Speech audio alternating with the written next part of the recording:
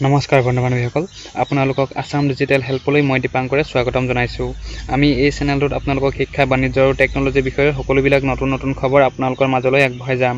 সকলোবিলাক খবৰ প্ৰথমে পাবলৈ আসাম ডিজিটেল হেল্প চেনেলটি সাবস্ক্ৰাইব কৰি দিয়ক আৰু লগতে সকলোবিলাক খবৰ প্ৰথমে পাবলৈ বেল আইকনটি টিপি দিয়ক। বলক আজিৰ বাতৰিটো চাই লওঁ। ভাৰতত 10 লাখ চাকৰি সৃষ্টিৰ প্ৰতিশ্ৰুতি জেফ বেজোছৰ। বলক আমি বাতৰিটো বিতংভাৱে চাই লওঁ। আমাজনৰ প্ৰতিষ্ঠাপক জেফ বেজোছে তিনিদিনীয়া ভ্ৰমণসূচীৰে ভাৰতলৈ আহিছে। ভাৰত চৰকাৰৰ সৈতে তেওঁৰ সম্পৰ্ক বৰ্তমান ভাল নোহোৱা স্বত্বেও বেজোছে 2025 চনৰ ভিতৰত সমগ্ৰ দেশখনত অতিৰিক্ত 10 লাখ চাকৰি সৃষ্টি কৰা হ'ব বুলি প্ৰতিশ্ৰুতি দিছে।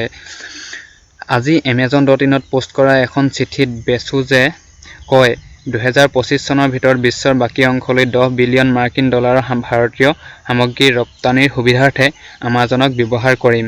ভাৰতত আমাৰ বিনিয়োগৰ ফলত 2025 চনৰ ভিতৰত সমগ্ৰ দেশখনত অতিৰিক্ত 1 নিযুত চাকৰি সৃষ্টি হ'ব। তেনেহ'লে বন্ধু-বান্ধৱীসকল এইটো আমাৰ বাবে অতি সুখবৰ হয় যে ভাৰতত 10 লাখ চাকৰি সৃষ্টিৰ প্ৰতিশ্ৰুতি জেফ বেজোছে দিছে। এই বাতৰিটো BSNLৰ ফালৰ পৰা আহিছে। বলক আমি বাতৰিটো বিতংভাৱে চাই লওঁ। BSNLৰ অসম চক্ৰৰ প্লেন সলনি। বলক আমি বাতৰিটো চাই লওঁ।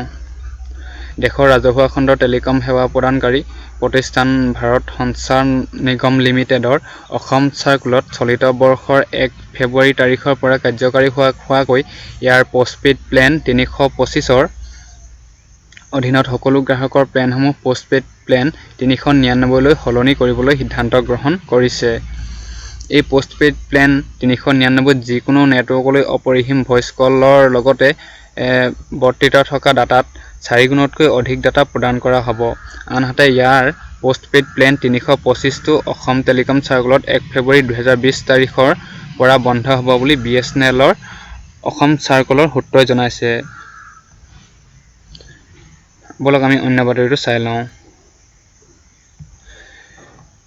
বাজেট 2020 বৃদ্ধি পাব আমদানিকৃত জোতা চেণ্ডেল পুতলাৰ মূল্য।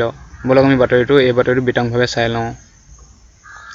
মেক ইন ইণ্ডিয়াৰ প্ৰসাৰৰ প্ৰতি লক্ষ্য ৰাখি অহা 1 ফেব্ৰুৱাৰীত দাখিল হ'বলগীয়া সাধাৰণ বাজেটত চৰকাৰে কাগজ, জোতা, চেণ্ডেল, ৰবৰ জাতীয় সামগ্ৰী আৰু পুতলাকে ধৰি বিভিন্ন প্ৰকাৰৰ সামগ্ৰীৰ ওপৰত আবকাৰী শুল্ক বৃদ্ধি কৰাৰ সম্ভাৱনা আছে।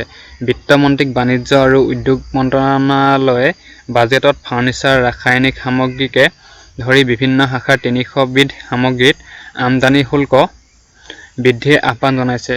বাজেটত টায়াৰত বৰ্তমান 10ৰ পৰা 15% আবকাৰী শুল্কৰ হাৰ 40%লৈ আৰু জোতা চেণ্ডেলত বৰ্তমানৰ 25%ৰ পৰা আবকাৰী শুল্ক 35%লৈ বৃদ্ধিৰ আহ্বান জনাইছে।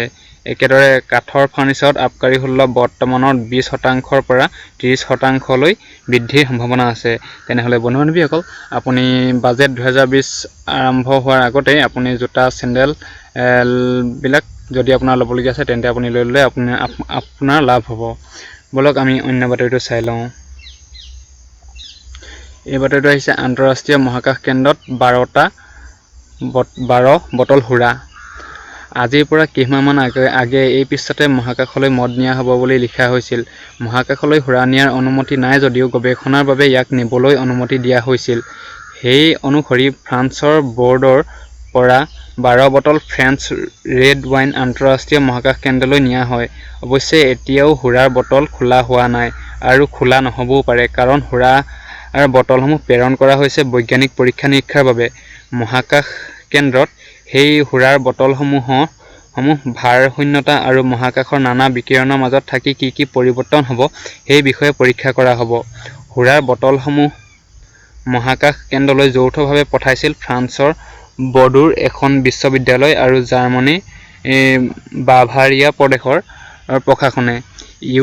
ইউৰোপৰ লুক্সেমবাৰ্গৰ স্পেচ কাৰ্গো আনলিমিটেড নামৰ কোম্পানীটোৰ সেই সুৰাৰ বটলসমূহ এতিয়া মহাকাশত। ফ্ৰান্সৰ বৰ্ডোত যি সুৰা প্ৰস্তুত কৰা হয় সি বিশ্বৰ অন্যতম বুলি ধৰা হয়। তাত বছৰত কেইবা কোটি বটল সুৰা প্ৰস্তুত কৰা হয়। এইবাৰ উক্ত ঠাইৰ পৰাই মহাকাশলৈ প্ৰেৰণ কৰা হৈছে।